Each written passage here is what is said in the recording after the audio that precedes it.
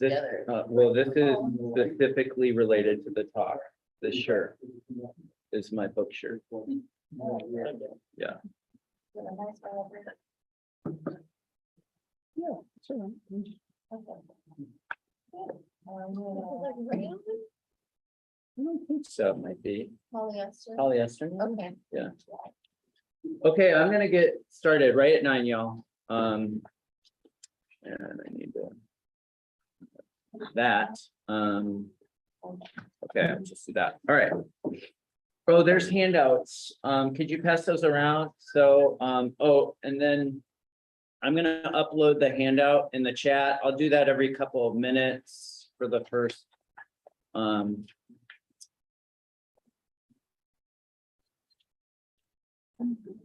So the handout is just the quotes that I'm reading, and it actually has a lot more quotes. So you'll find they go in order, but you'll find that there are some on there that I'm not reading. So you're just gonna kind of page through and find what I'm reading.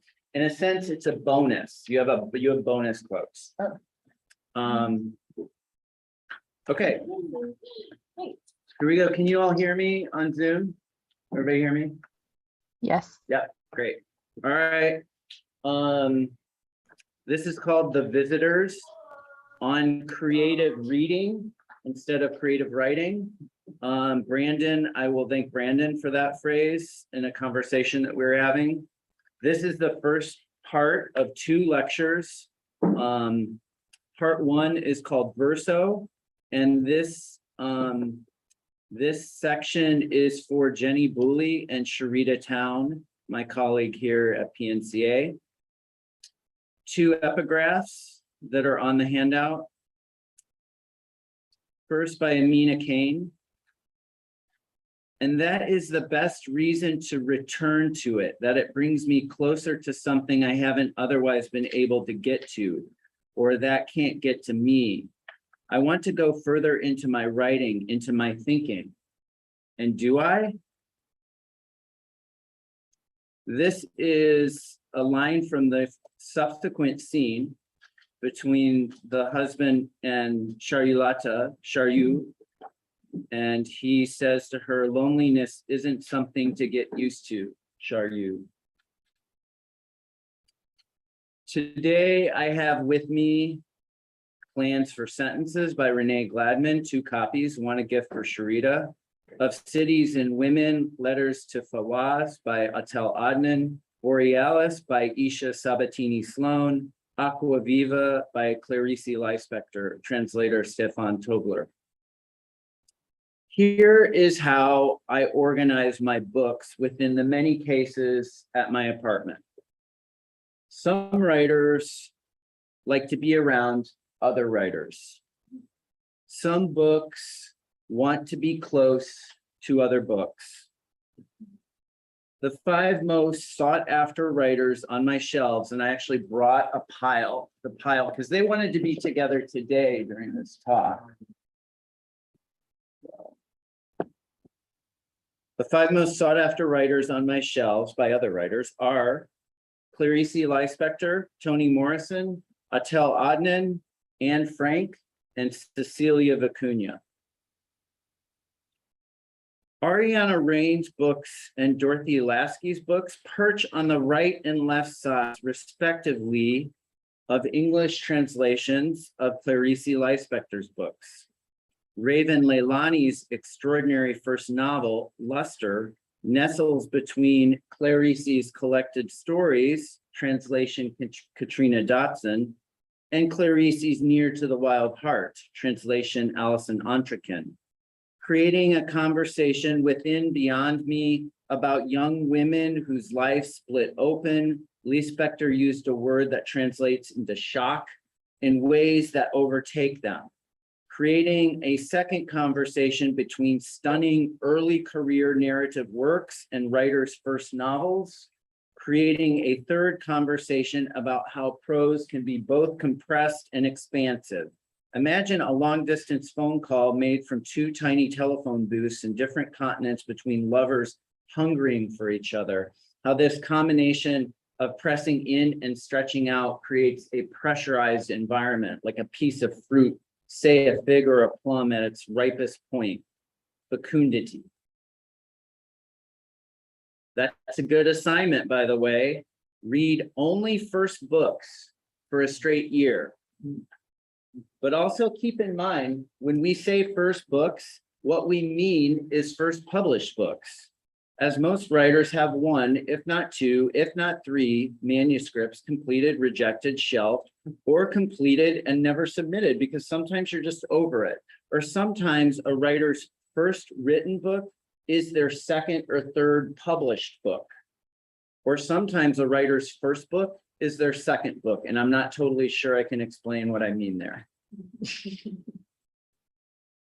I love when films show characters reading books, as in the brilliant opening scene of Satyajit Ray's Charulata, which I have watched more than 50 times, the opening scene. Charyu, the film's heroine, sits alone in her bed. It is afternoon. Their lavish house, situated in pre-independence Calcutta, late 19th century. Charyu is finishing up embroidering the first letter of her husband's name, a bee nesting within a crown of laurel into a silk handkerchief.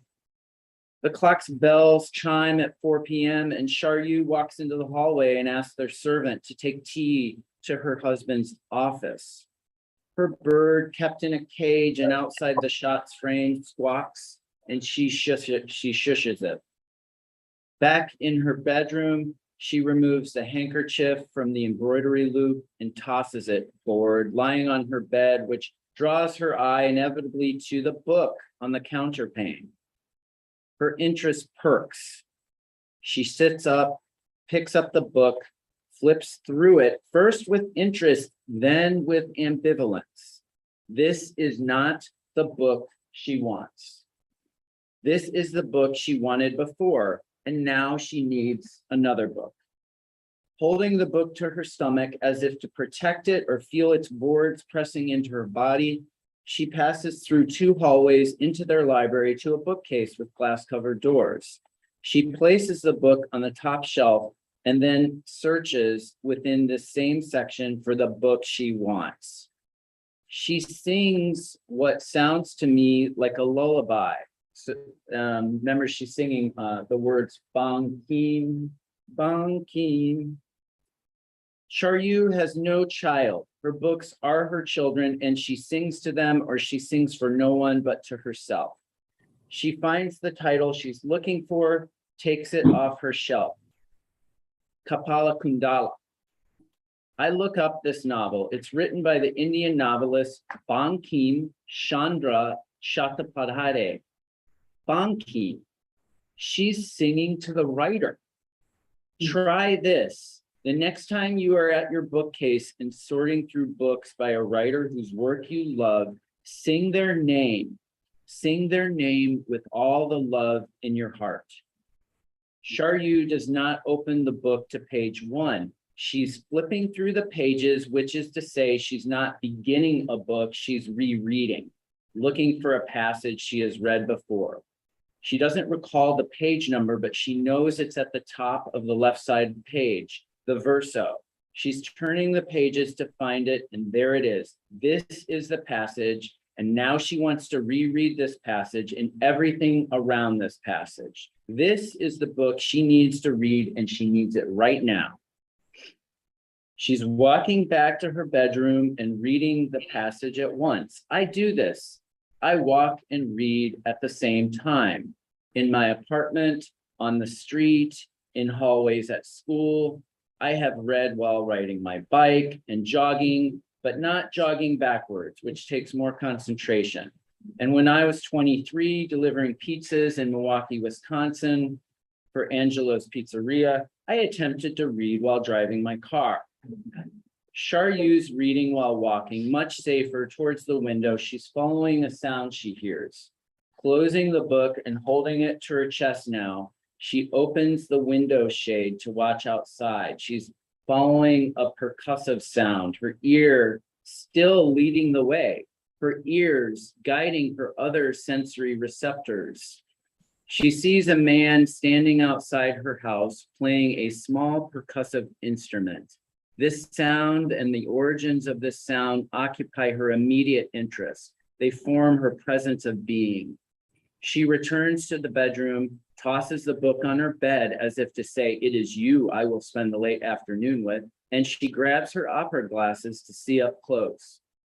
Looking through the partially open shades out the window, she sees in a sequence the percussionist with two monkeys playing and walking away, a group of chanting men carrying what looks like a chest, the neighbor woman, maybe the neighbor's servant, walking, carrying a basket of food and an umbrella resting atop her shoulder. As the woman walks out of Charyu's perceptual field, Charyu shuts the slat and moves to the window to her left, then opens the slat there to catch the sight of her neighbor walking through and beyond her perceptual field, then moves to the next window. Later in the scene, I'm kind of skipping ahead.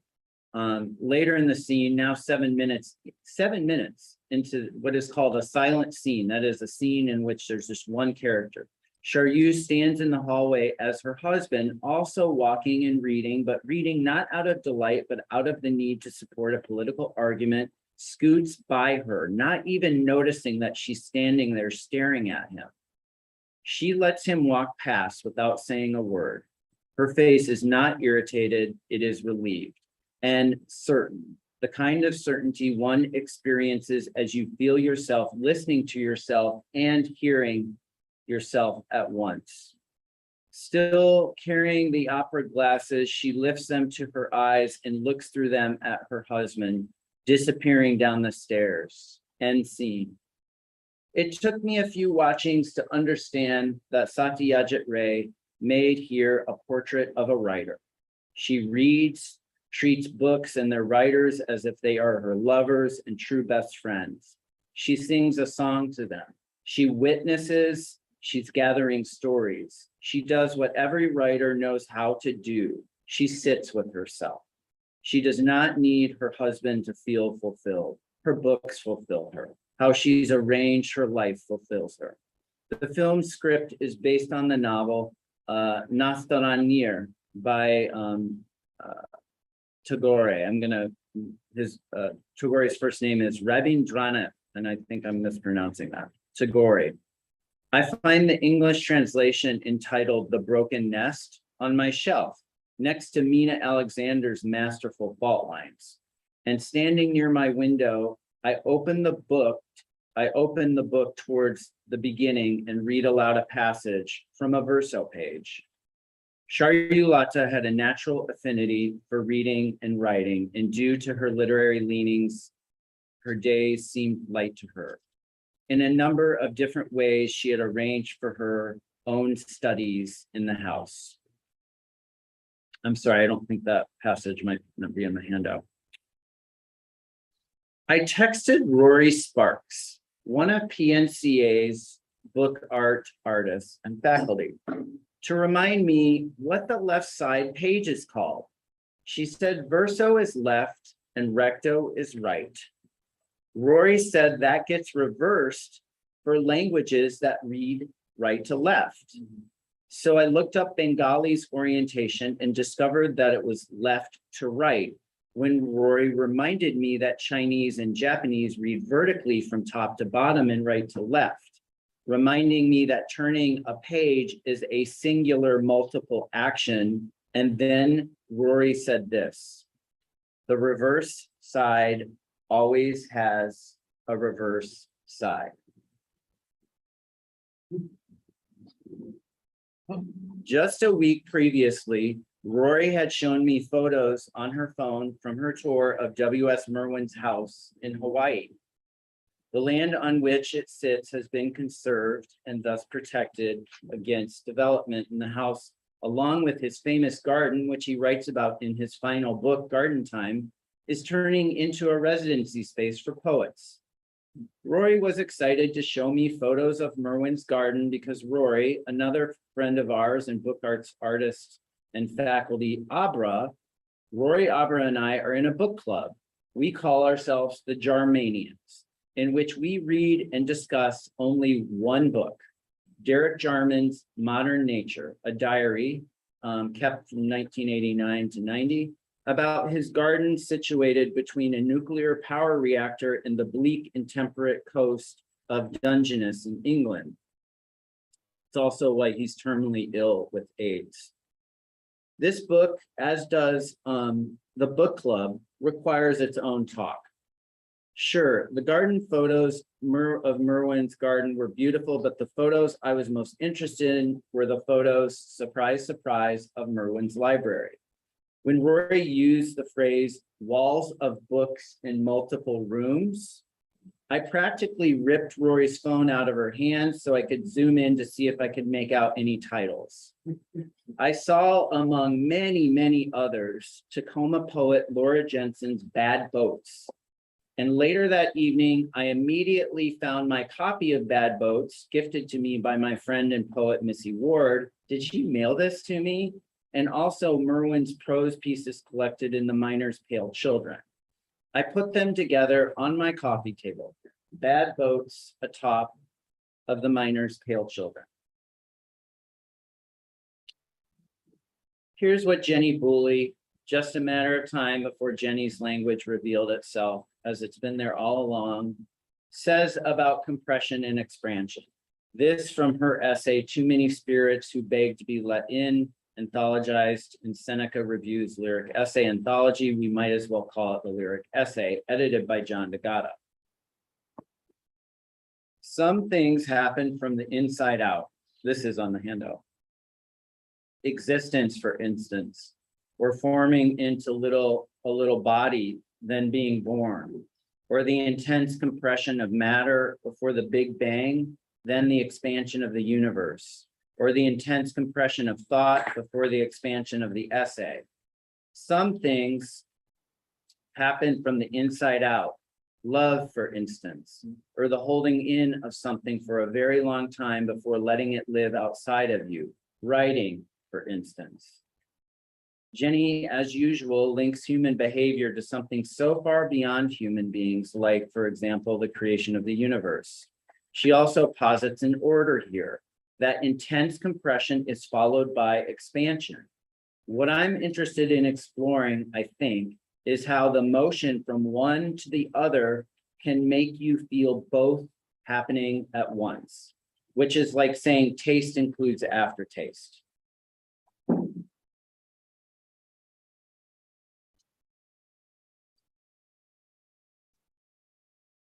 Last year, my colleagues Sharita Town and Garima Thakur collaborated on a wondrous installation called We're Out of Control, exhibited at Well in Portland. The exhibition included videos, sculpture, book displays, sound recordings played on a bus, a computer survey, all exploring cross-cultural solidarity amid manifestations of colonialism. The installation centered the poetry and jazz recordings of Jane Cortez, a Black poet and musician who was a key figure in the Black arts movement, active during the 1960s and 70s. Sharita and Garima displayed two of Cortez's books that I would soon discover are not easy to find, and only one is in print. Towards the back of the space was a small private space where one could view a video of Cortez giving an interview from a series called Artists on the Cutting Edge. At the center of the exhibition was a beautiful 25-minute video showing Sharita and Garima cooking spicy food, a sequence called Rage Against the Bland Meat. And later playing in the woods, wading into the river, and lying in the sun drying. In one sequence, Cortez's voice, backed by her band, the Fire Spitters, streams through, urgently speaking, chanting, repeating, "We're out of control, we're losing the war, we're out of control, we're losing the war." Not letting anybody forget that this is the larger context of American patriarchy and whiteness. Much of the exhibition explores ways in which aspects of cultural history, especially reading, can be activated in the present moment as a way to fight against racism, xenophobia, and anti-Blackness. The figures in the video, their appearance, actions, and gestures evoke many different feelings: joy, play, silliness, rest, spice, loneliness too. After I left the exhibition, I sat in my car and ordered 2 of Cortez's books. And when they arrived a few days later, I read in awe of Cortez's admixture of surrealism, story, and documentary. All of these gestures wired through a wild sonic landscape. The poem, I Am in New York City, made it into the talk I gave last summer. That talk was called In Transit. And Cortez's books traveled in my bag for many months. And Sharita and I text each other Cortez poems online, and this is another way I am always the student. In this case, Sharita and Garima and Jane Cortez, my teachers, always finding and refinding the poets I have yet to read. There will always be poets we have yet to read.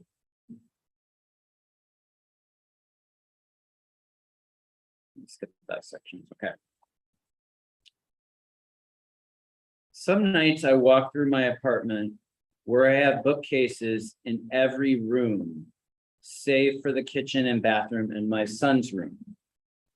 Pulling out books from various shelves, zigzagging through the garden of my apartment library. I let one book take me to another, like Wanda Coleman's Mercurochrome. I'm pulling titles here, to Susan Sontag, hers and Wanda's voices sharing an unapologetic, stringent intelligence. And Susan's tone of stark incredulity takes me to Mary Ruppel's stark and often very funny incredulity, My Private Property. And it's never a far book walk from Ruffel to the Swiss prose stylist Robert Walser, both of whom seem beset by, yet invite further, the noisiness of their crowded consciousnesses.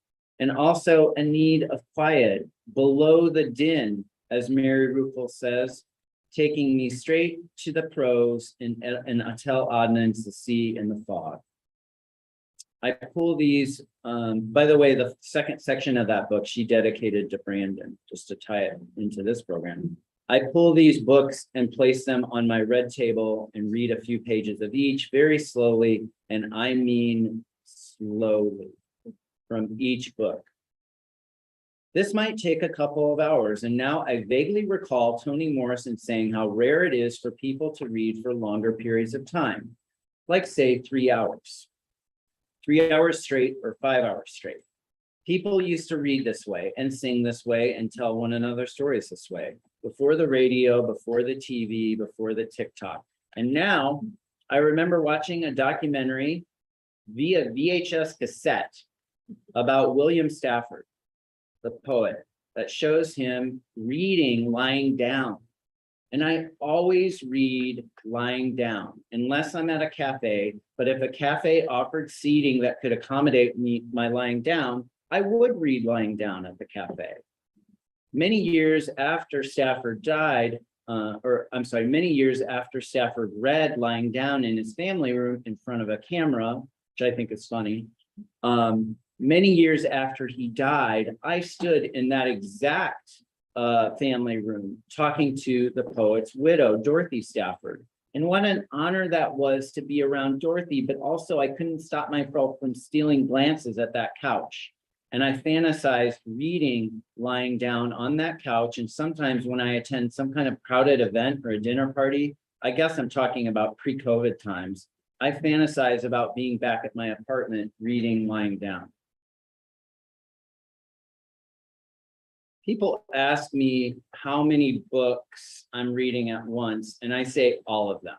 I'm reading every book ever written, along with all the unwritten books, all the yet to be written books, and all the books written then gone missing. Yes, I am reading them all at once. Today I have with me Dion Brand's The Blue Clerk, Dion Brand's Map to the Door of No Return, Notes on Belonging, Attell Adnan's Of Cities and Women, Letters to Fawaz, Attell Adnan's Paris When It's Naked, Assia Wadood's No Knowledge is Complete Till It Passes Through My Body.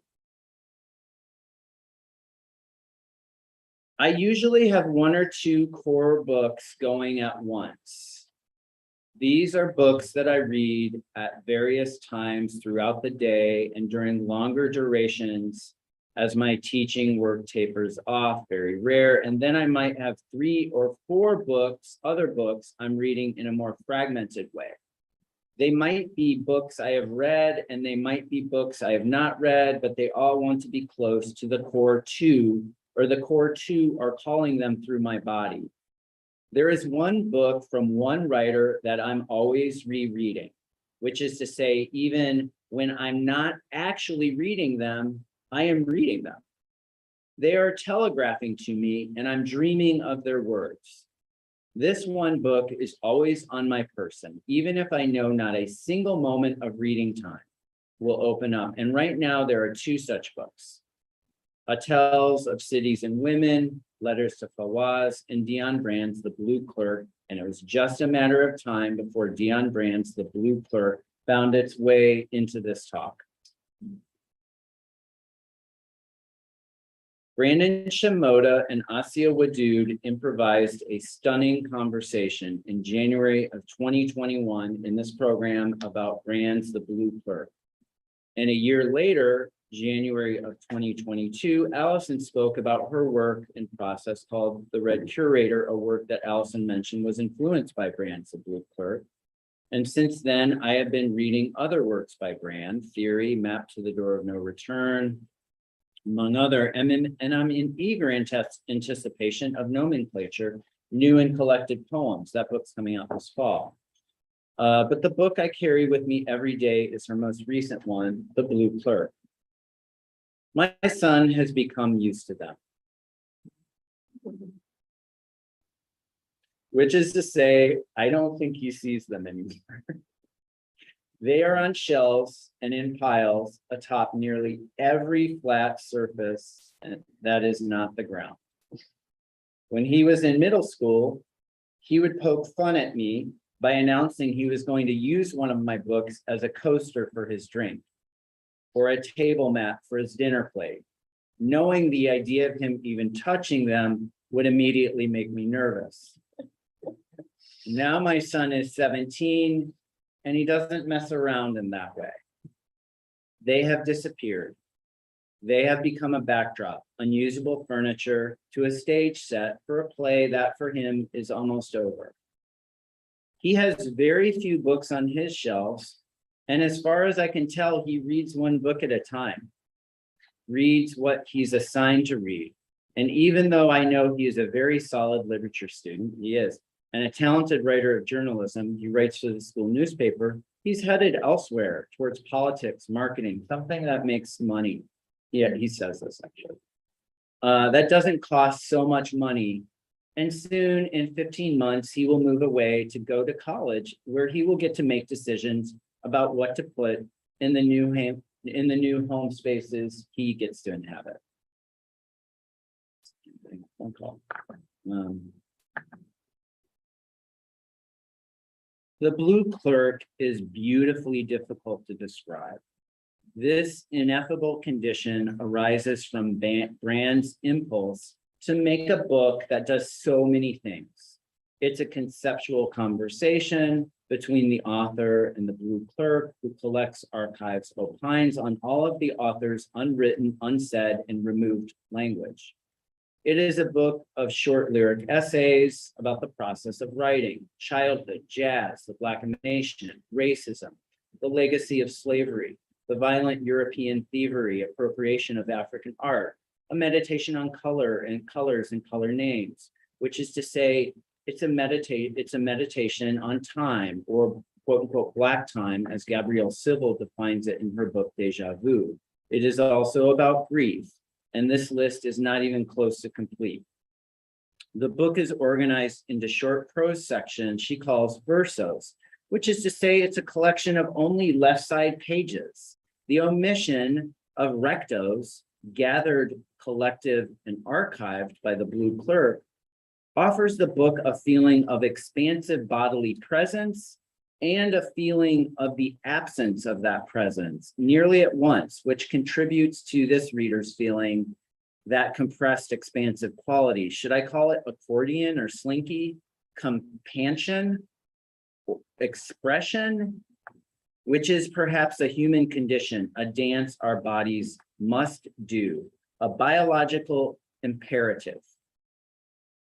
Expand to compress, compress to expand, expand to agitate compression, compress in one body to allow for the expansion of space within another.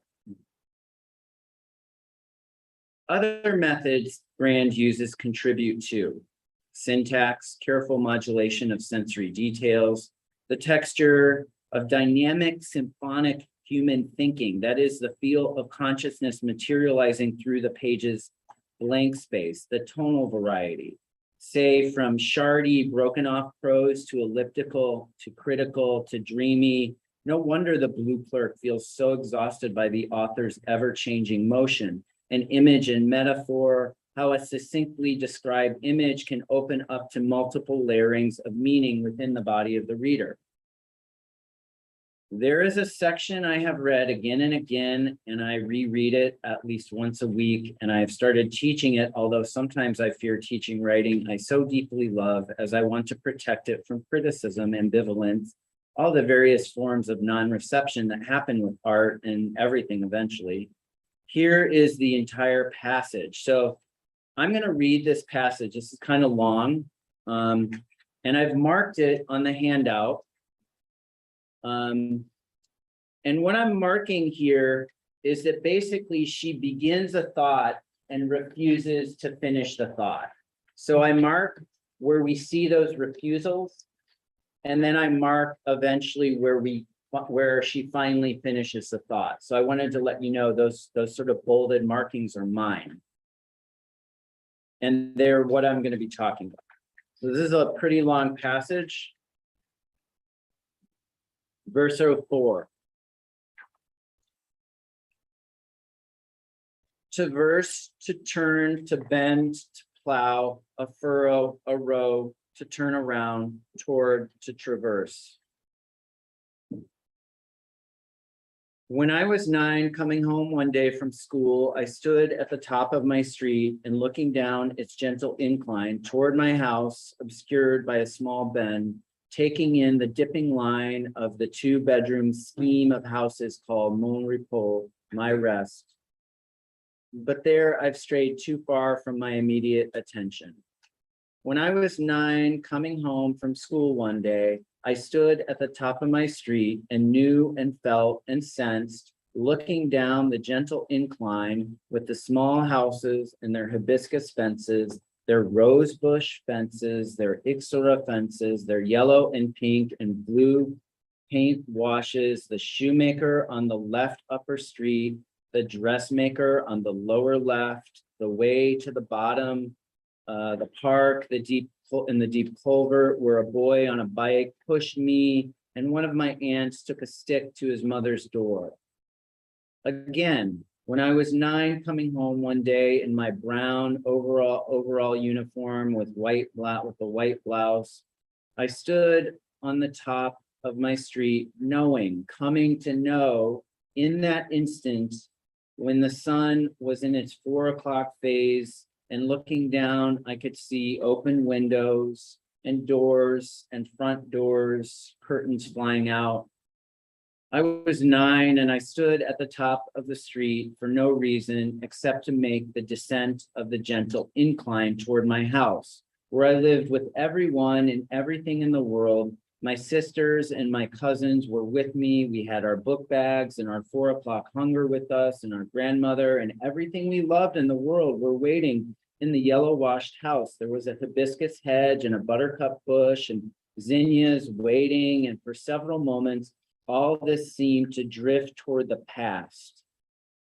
Again, when I was 9 and stood at the head of my street and looking down the gentle incline toward my house in the 4 o'clock coming home sunlight, it came over me that I was not going to live here all my life, that I was going away and never returning someday. A small wind brushed everything, or perhaps it did not, but afterward I added a small wind because of that convention in movies, but something like a wave of air or a wave of time passed over the small street or my eyes, and my heart could not believe my observation. A small wind passed over my heart, drying it, and I didn't descend the gentle incline and go home to my house and my grandmother and tell her what had happened. I didn't enter the house that was washed with yellow distemper that we had painted on the previous Christmas. I didn't enter the house and tell her how frightened I was by the thought I had at the top of our street, the thought of never living there, which seemed as if it meant at the top, never having existed or never having known her. I never told her the melancholy I felt or the intrusion the thought represented. I never descended that gentle incline of the street toward my house. The I was before that day went another way. She disappeared and became the I who continued on to become who I am. I do not know what became of her, where she went, the former I who separated once we came to the top of the street and looked down, and something like a breeze that would be added later after watching many movies passed over us. What became of her, the one who gave in so easily, or was she so surprised to find that thought that would overwhelm her so, and what made her keep quiet?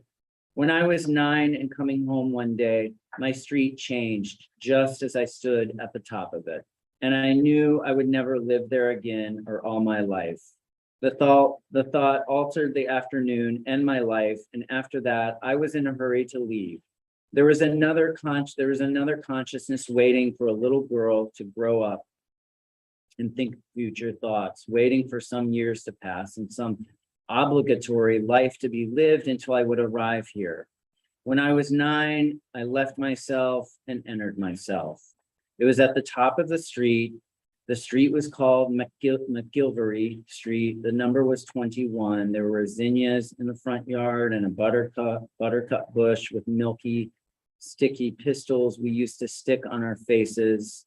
After that, all the real voices around me became subdued, and I was impatient and dissatisfied with everything.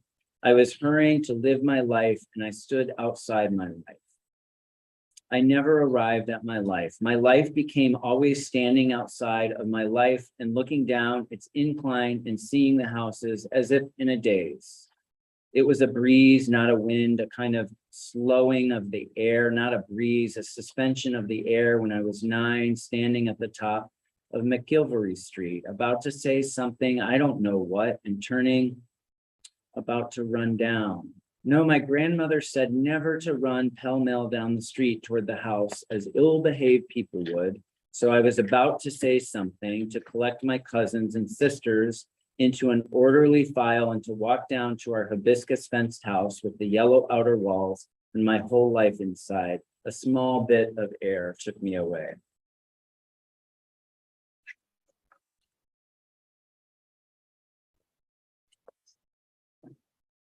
What the narrator knows, that one day she will not live at her childhood home, she doesn't want to say, as it's very painful to say what she knows. So she cuts herself off. She circumnavigates through extended re-description of her street, her house, the garden, the various people inhabiting it, all the while the reader's body is pining for the completion of that clause.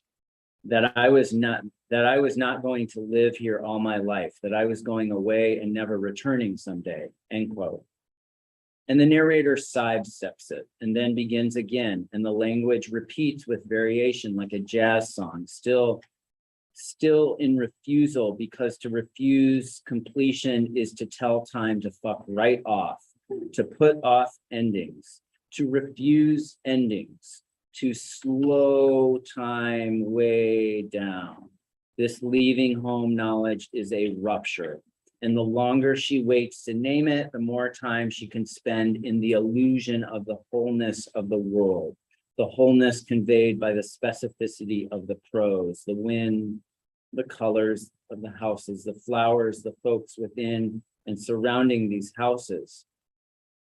Holding the reader's body in suspension positions that body at the edge of a blank space, the yet to be named, the object of one's refusal, one's fears, the great unknown.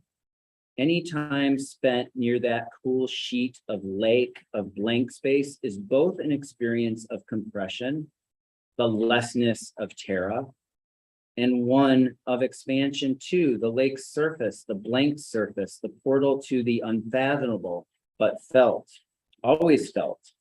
Bathysphere. Hello, Sarah Jaffe. Giving one's body the psychic space to expand one's consciousness, to feel what you're feeling, then to rise back to the surface of things, rise back to the surface of the page. One of the most dynamic conditions of reading is how we can be so close to the narrator's thinking, the story she's telling, how she's thinking, telling, remembering this young girl's self must face a form of living death, a life rupture that is also part of human development.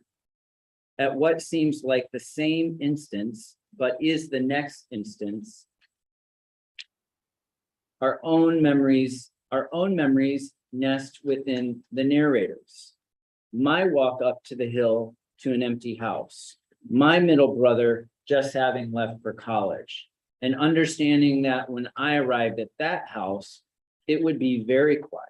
He would not be lying on the couch watching a baseball game, and my oldest brother, having left the year before, would not be out in the garage working on his Ford Fairlane. And what I didn't see, oh blind boy, was my mom bracing herself for when my turn would come. Then back to the narrator's house, washed with yellow distemper. All this seemingly in the same instance. Any single reading instance is to be visited by so many ghosts.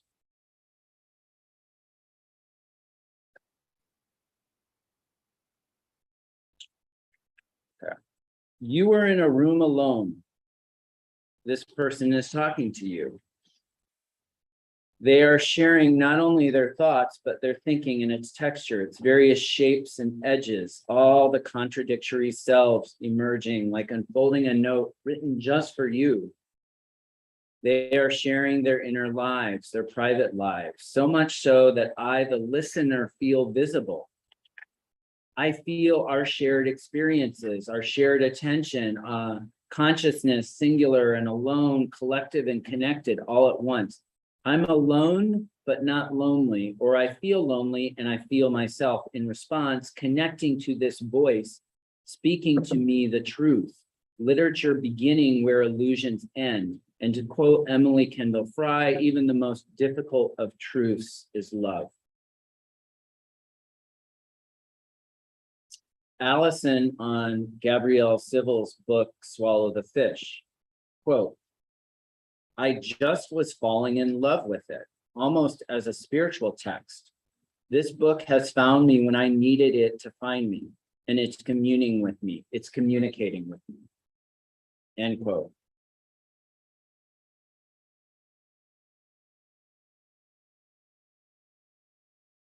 Okay, I'm gonna skip some places. I'll just say what I'm gonna skip is a passage by Atel Adnan. And basically there's a passage where she dreams of writing a book and she calls it The White Sheets of Berlin. And I just was like, oh my God, there's a dream book by Atel. I want to read that dream book. And then literally a passage later, she writes a paragraph that for me is that book. So that's in the handout, both of those passages. I'm going to move to Jenny Booley's work. I also put a piece, I think it's in here by myself. I'm not going to read that, but you can read it. Jenny Booley's work is always in my bag, and her incredible books are shelved, not next to Clarice, but a few writers over, after Ariana Reines and Dorothea Lasky. Because Jenny does not need Clarice so close. Because Jenny's inner Clarice is actually an inner Jenny, which is to say both are working from the same spiritual source that cannot be easily defined, other than they seem to be swimming through the stream, flowing beneath and above and through the universe, and occasionally sending us dispatches. Attell is kind of close, but not too close, because other writers need to be around her too. Attell, Jenny, Clarice, writers to whom other writers need to be close. Here is a passage from Jenny's On Writing and Witchcraft, a part of her book, Betwixt and Between. So I'm going to do an experiment here. This passage is in the handout, but I actually asked Jenny to read aloud these passages and send me recordings. So I'm going to put my phone up to the speaker. Justin and I attempted to do a sound check. You may or may not hear it, but it is in the handout.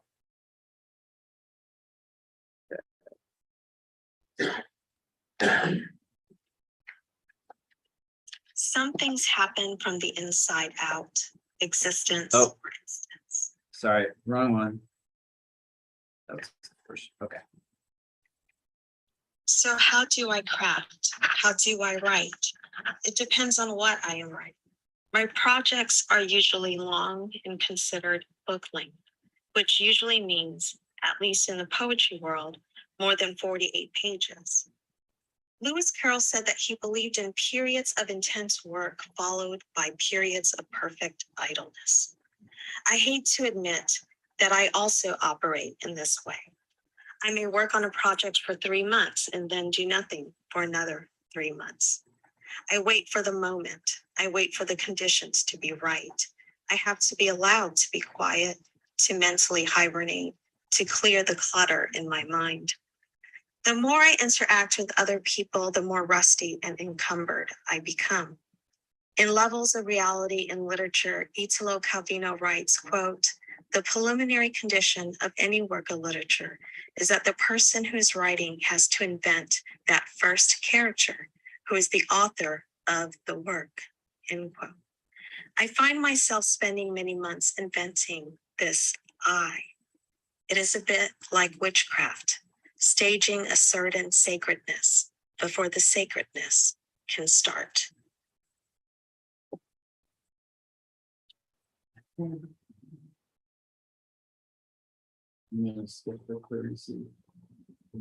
Okay, I'm gonna play a couple more passages.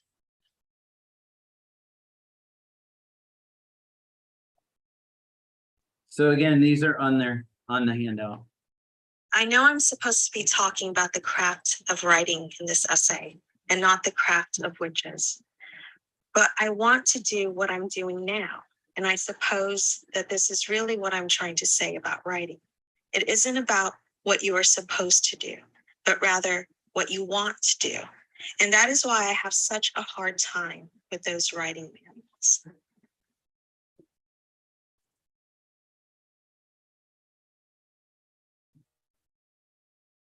When I do get to that sacred place, I work daily there. I make myself write a page a day. I regret that I cannot really speak about craft, that is, about the particulars of fleshing out a sentence or a line or revising it to meet my needs. It may seem absurd to say that a certain mystical dream cloud covers my writing time. The time lasts for about an hour. It begins immediately upon my waking in the morning. And once that cloud has lifted, I find that I can no longer write. I don't force myself, but usually the page has been written before the cloud has lifted. Okay, I will share later to everybody. There's an interview, only televised interview that Clarice Lispector did. She's a hero in Brazil. They have an entire day for her. I think it's December 6th or 7th. And in the interview, she is, unbeknownst to anyone, terminally ill. And so you can see the pain, you can see the physical pain in her face in particular. And this very kind of like masculine man is, kind of asking her pretty ridiculous questions. So she's definitely letting him have it a little. And I can't remember what he asked her, but she basically says, there's one story that I actually wrote. It's my favorite because I just don't understand it. And based on that story, she was invited to be a keynote at a witch conference in Brazil. And it was one of the few readings that she did. She actually read this as a keynote address to a group of witches in Brazil. So I will read the opening paragraph of The Egg and the Chicken. And the second part of this lecture is focused solely on the egg and the chicken. In the morning, in the kitchen, on the table, I see the egg. I look at the egg with a single gaze. Immediately, I perceive that one cannot be seeing an egg. Seeing an egg never remains in the present. As soon as I see an egg, it already becomes having seen an egg 3 millennia ago. At the very instant of seeing an egg, it is the memory of an egg. The egg can only be seen by one who has already seen it. When one sees the egg, it is too late. The egg seen is an egg lost. Seeing the egg is the promise of one day eventually seeing the egg. A brief and indivisible glance. If indeed there is thought, there is none, there is the egg. Looking is the necessary instrument that once used, I shall discard. I shall keep the egg. The egg has no itself. Individually, it does not exist. That I can read work by a writer no longer living is a good enough reason for me to always read. Isn't parenting just a human experience of expansion compression on a larger scale? Isn't living a life just a human experience of expansion compression on an even larger scale? It seems obvious at this moment, not always the case, that the invitation here is to feel the motion of both experiences, especially when both can exist at once. I will also include the link to this. This is a performance piece. You can see it on YouTube. The Visitors by Ragnar Kjartansson is a video installation featuring several musicians playing one 45-minute song. Each musician from vaguely separate spaces. This was made before the pandemic, but watching it during the pandemic makes it seem as if Kjartansson had understood before everyone else how isolated we would be, and yet how we would find ways to remain connected to one another. Of course, let's play a song together from separate geographic spaces, yet sharing a virtual space. We can be separate, compressed, and together, expansive, at once, expansive. Ragnar, the singer-guitarist, sits in a clawfoot bathtub. I mean, he's naked in the bathtub. The cellist on a bench at the top of a staircase. Another guitarist sitting up in bed behind him, his lover asleep. Two piano players, one in what looks like a study, the other in a living room with high ceilings. From time to time, you see these shots directly. And other times you see the folks in the museum viewing them, drawing our attention to the distance, our distance from the viewers in San Francisco, the San Francisco viewers, let's call them museum goers, distance from Iceland, where Ragnar and his group of musicians are, and the distance between the musicians themselves, playing from separate locations. Because I am watching this in COVID times, my assumption, even if I am aware of it, was that they are in different houses, flats, or apartments. The song moves through 3 similar different movements, mostly repeating the line, "Once again, I've fallen to my feminine ways." I wanted to note that because for a long time I thought they were saying family ways, and then I figured out what it was really. So if you do watch it, which I recommend it, it's "Once again, I've fallen to my feminine ways." It gets noisy toward the end of each movement when a cannon shoots off in some yard. Who knows where the yard is? Eventually, during the last movement, the musicians, one by one, sorry, spoiling it, stand up, music still playing, and begin to vacate the separate spaces they're in. And you see the shot of the piano in the living room. He's smoking a cigar and hammering the piano. And here comes the other piano player and the cellist and the guitarist with his lover now wrapped in a sheet. And there's Ragnar wrapped in a towel. They are all coming together. You realize they have been in the same house the entire time. And then together they stop playing their instruments, leave the house, but continue singing as they walk past the cannon and out into a field. And you realize they are the visitors, and the house, that big, big house, is now empty. This is actually not in the handout. So if people on Zoom can't hear it, I will share it. This is the last section. After this ends, the talk is over.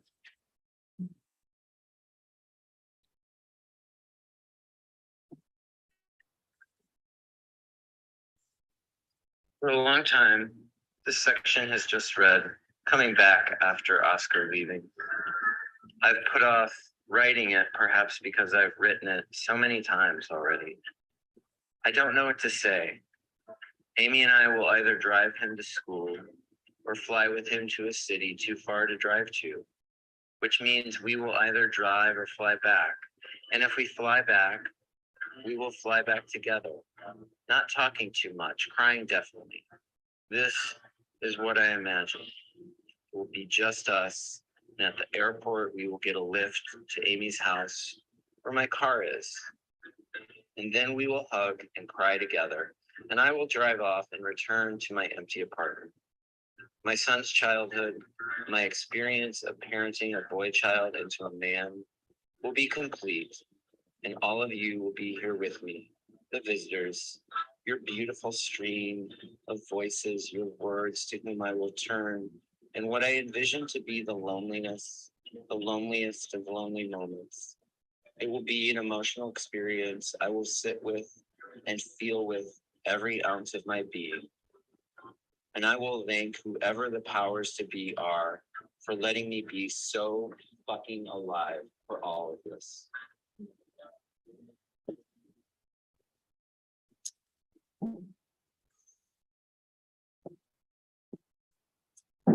Thank you all for listening. It's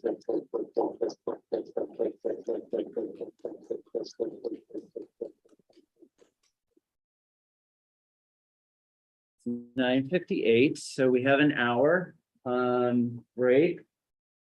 We have workshop at 11. We will have a half an hour break between workshop and K Ming's second class. So that's good. And then, man, tonight, Latanya and K Ming at the IPRC. So, yeah, we'll see you in workshop.